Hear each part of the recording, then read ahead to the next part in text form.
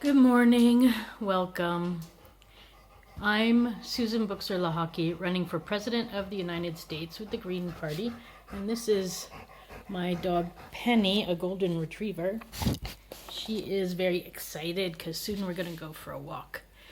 But I wanted to make this video quickly to say good morning. It's coffee with me. Excuse me. Here's my cup of coffee. What does that say? Votes for women. Yes.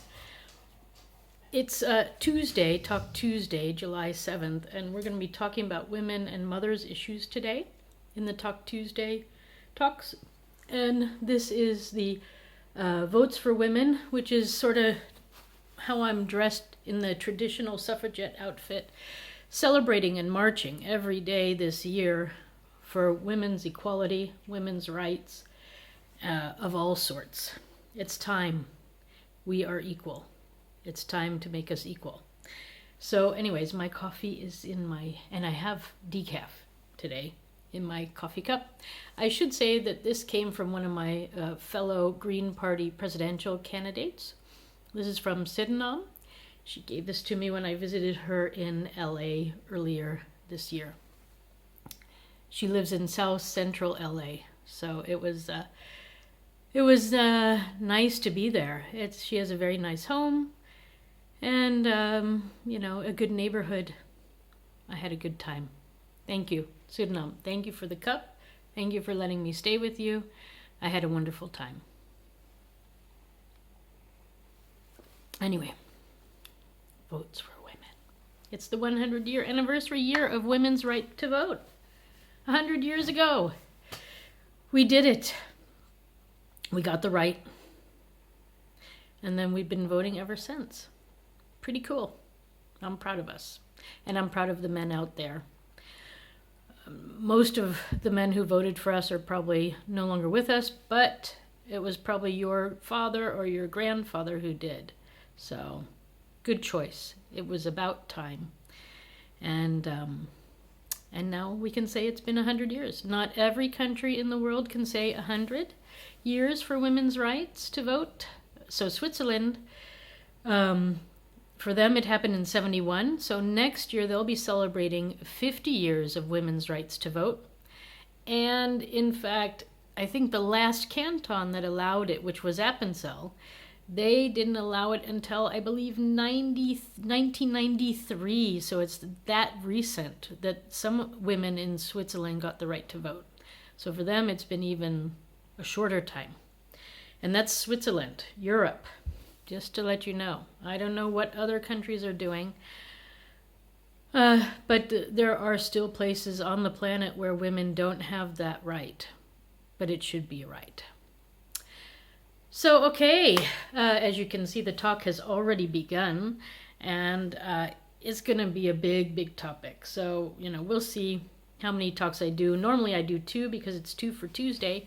But I could say that it might go even more.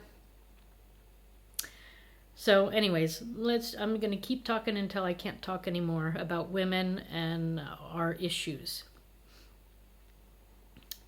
So some of the things that I will talk about is being a mother, which I know I've already done, but we're still going to talk some more.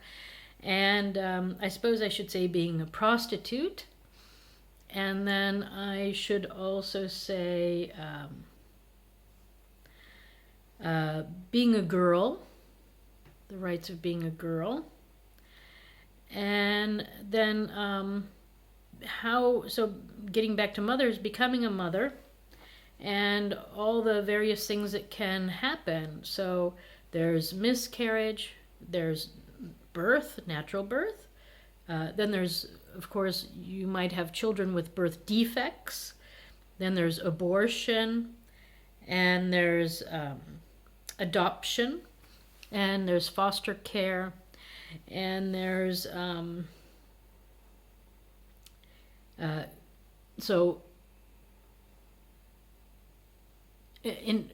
female genital enhancements, and then there's also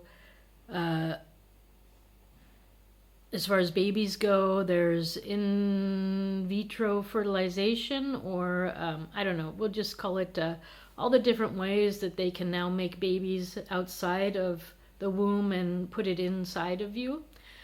So all those ways of making babies, test tube babies, that's what we called it back in my youth, test tube babies. Yeah. And then, I didn't look that up. Anyway, so we'll talk about that. We'll talk about the rights from a citizen's point of view, and then also how religious people are trying to enforce their religion upon all of us, simply because they think they can, when we're citizens first and religion is a personal choice. So, then the other thing that I want to mention is mothers. Mothers play a huge role in the world today. And the reason for that is we have one foot in present day, and because we're mothers and we have children, we have one foot in the future. You know, we help to guide the future. And the future is important for us because it's important for our child. And we care for our child, and so we care about the future. So I looked quickly online to see all the different things that mothers were either for or against. So I'll start with the against, and then we'll go to the for. And a lot of them are sort of the same thing, just written in a different way. But naturally, mothers are against war. You know, we can all understand that. Against eating disorders, which I thought was kind of interesting. Also against crime, naturally. Against bullying, certainly. Against drunk driving. That was the first one I remember hearing about. And so drunk driving. Mothers against police brutality. So that's also clear. Mothers against gangs. Mothers against gun violence. Mothers against sex abuse, and mothers against sex abused children. Mothers against school shootings, mothers against senseless killing, mothers against violence, mothers against addiction, mothers against abuse, mothers against poverty, mothers against injustice, mothers against human trafficking. And you know what? I'm a mother, and I can say that these are all on my list too. Then we have mothers for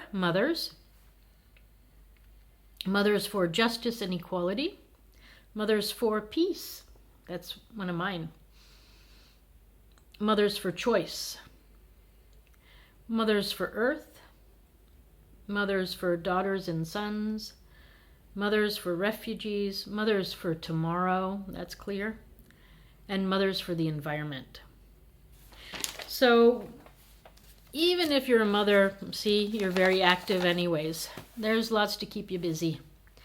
You don't have to give up your career. You just shift your career into another direction. And there's plenty of directions to work for. So, people who are afraid that when you become a mother, you have to only deal with children and you lose the ability to talk to adults and everything, but that's not true. Absolutely not true. You make new friendships, new connections, new networks, and you fulfill a big gap in society because a lot of people are too busy working or thinking about themselves and not thinking about the future because they're not moms.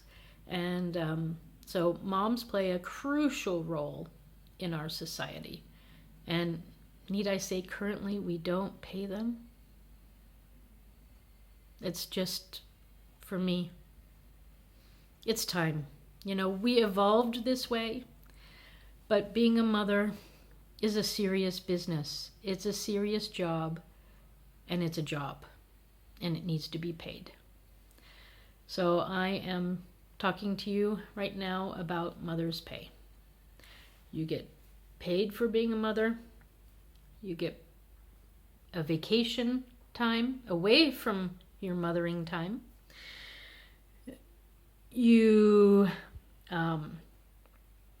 should get a pension. Healthcare should come with that. Being a mother, you need your health if you want to raise children properly. And that health is, mental as well as physical and dental. You need it all, period. So complete health is what you need. Did I miss anything? Pay, vacation, pension, and health. Yes, I think that's it. I suppose, well, no, we'll leave it at that. Unless you guys can come up with something else I forgot. Please let me know. So we are at 10 minutes, a little over 10 minutes now, so I will stop here and continue in my talks later. Okay, I'm sure you're going to be very interested to stick around and listen to what I have to say. So the song of the day, and I might be pronouncing this completely wrong, is by a woman and a song that's new to me. Apparently it came out last year, and I hope I'm saying it all right because I scribbled it down and I wanted to look it up and I forgot. But anyways, the girl or the woman who is the singer is probably a great American. I'm assuming she's American because I didn't look it up. Anyway, it's Lizzo and I'm a Girl. So it was recommended to me as a song that reminded somebody of me, and I have to admit, when I heard it, I liked it a lot. So yes, it's me, 100%. And thank you for the suggestion, and it's me, 100%. All right, on that note, I say goodbye, and I'll see you later at the Talk Tuesdays. All right, take care.